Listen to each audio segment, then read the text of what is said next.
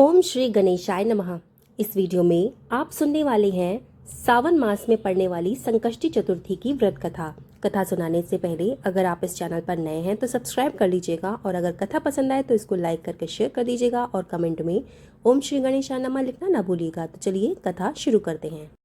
ऋषिगण पूछते हैं कि हे स्कंद कुमार, दरिद्रता, शोक, कुष्ठ आदि से विकलांग, शत्रुओं से संतप्त, राज्य से निष्कासित राज, सदैव दुखी रहने वाले, धनहीन, समस्त उपद्रवों से पीड़ित, विद्याहीन, संतानहीन, घर से निष्कासित लोगों, रोगियों एवं अपने कल्याण की कामना करने वाले लोगों को क्या उपाय करना चाहिए जिससे उनका कल्याण हो और उनके उपरोक्त कष्टों का निवारण हो जाए।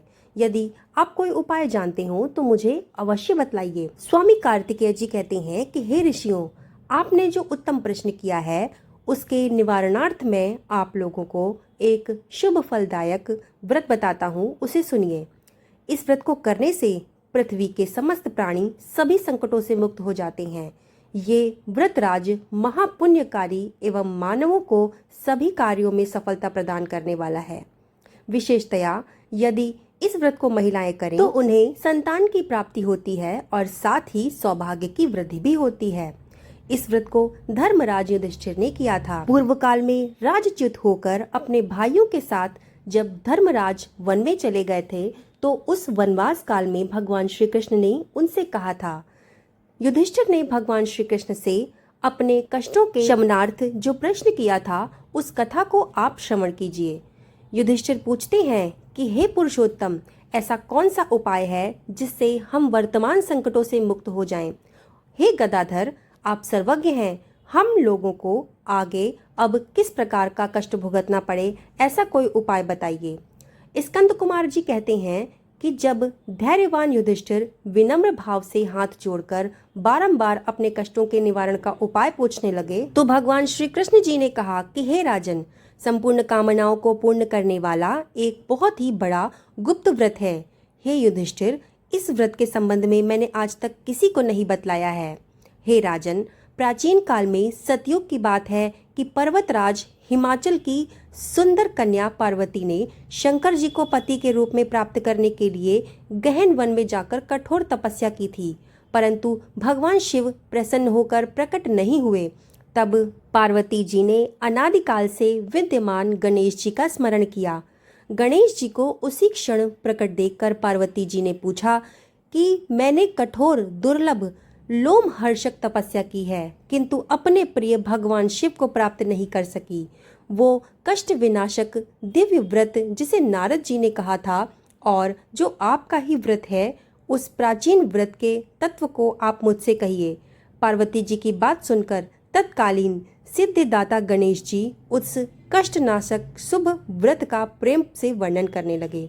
गणेश जी कहने लगे कि हे अचल सुते, अत्यंत पुण्यकारी एवं समस्त कष्टनाशक व्रत को कीजिए। इसके करने से आपकी सभी आकांक्षाएं पूर्ण होंगी और जो व्यक्ति इस व्रत को करेंगे उन्हें भी सफलता मिलेगी। सावन मास के कृष्ण पक्ष की चतुर्थी तिथि को रात्रि में चंद्रोदय होने पर पूजन करना चाहिए। उस दिन मन में संकल्प करना चाहिए कि जब तक चंद्रोदय नहीं होगा तब तक मैं निराहार रहूंगी। पहले गणेश जी का पूजन करके ही भोजन करूंगी। मन में ऐसा संकल्प करना चाहिए। इसके बाद सफेद तिल के जल से स्नान करना चाहिए, मेरा पूजन करना चाहिए तथा अपनी सामर्थ्य के अनुसार सोने, चांदी, तांबे अथवा मिट्टी के कलश में जल भरकर उस पर गणेश जी की प्रतिमा स्थापित करें। मूर्ति कलश पर वस्त्राच्छादन करके अष्टदल कमल की आकृति बनाएं और उसी मूर्ति की स्थापना करें। तत्पश्चात षोडोपचार विधि से भक्ति पूर्वक पूजन करें। मूर्ति का ध्यान निम्न प्रकार से करें कि हे लंबोदर, 4 भुजाओं वाले, 3 नेत्रों वाले, लाल रंग वाले, हे नील वर्ण वाले, शोभा के भंडार, प्रसन्न मुख वाले श्री गणेश जी, मैं आपका ध्यान करता हूँ या करती हूँ। हे गजानन, मैं आपका आवाहन करता हूँ या करती हूँ। हे विघ्नराज, मैं आपको प्रणाम करती हूँ। ये आसन है। हे लंबोदर, ये आपके लिए पाद्य है। हे शंकर सुवन, ये आपके लिए अर्घ्य है। हे उमापुत्र, ये आपके लिए स्नानार्थ जल है।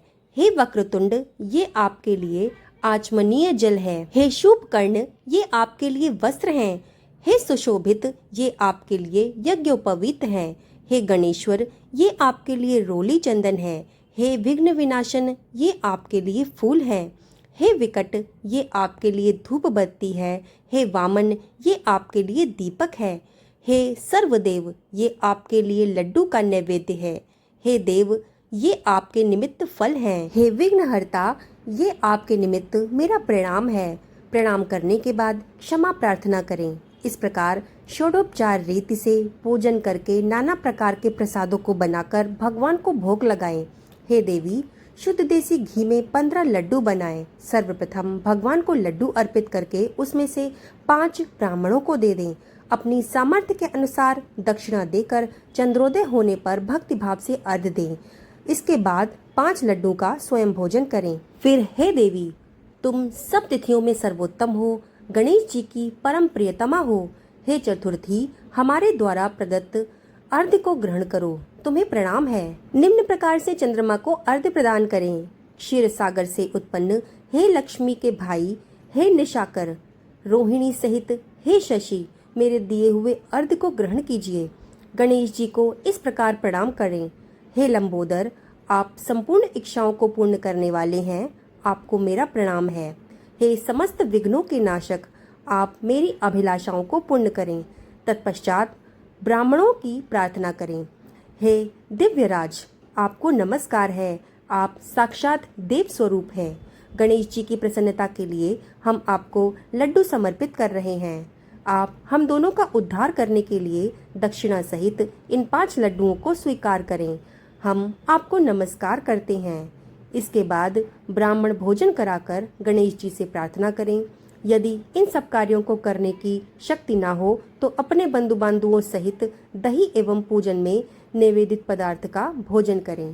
प्रार्थना करके प्रतिमा का विसर्जन करें और अपने गुरु को अन्न, वस्त्र और दक्षिणा के साथ मूर्ति दे दें। विसर्जन इस प्रकार से करें।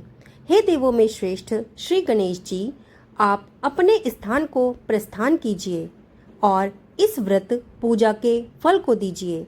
हे सुमुखी, इस प्रकार जीवन भर गणेश चतुर्थी का व्रत करना। यदि जन्म भर ना कर सके तो 21 वर्ष तक जरूर करना। यदि इतना करना भी संभव ना हो तो 1 वर्ष तक 12 महीनों के व्रत को जरूर करना। यदि इतना भी ना हो सके तो वर्ष के 1 मास को अवश्य ही ये व्रत करना और सावन चतुर्थी को व्रत का उद्यापन करना। बोलो भगवान गणेश की जय। कथा समाप्त हुई। कथा सुनने के बाद कमेंट में ओम श्री गणेशाय नमः लिखना ना भूलिएगा और वीडियो को लाइक कर दीजिएगा। चैनल को सब्सक्राइब कर लीजिएगा और इस वीडियो को ज़्यादा से ज़्यादा शेयर कर दीजिएगा। तो मिलते हैं ऐसे ही सुंदर कथा के साथ, तब तक के लिए धन्यवाद।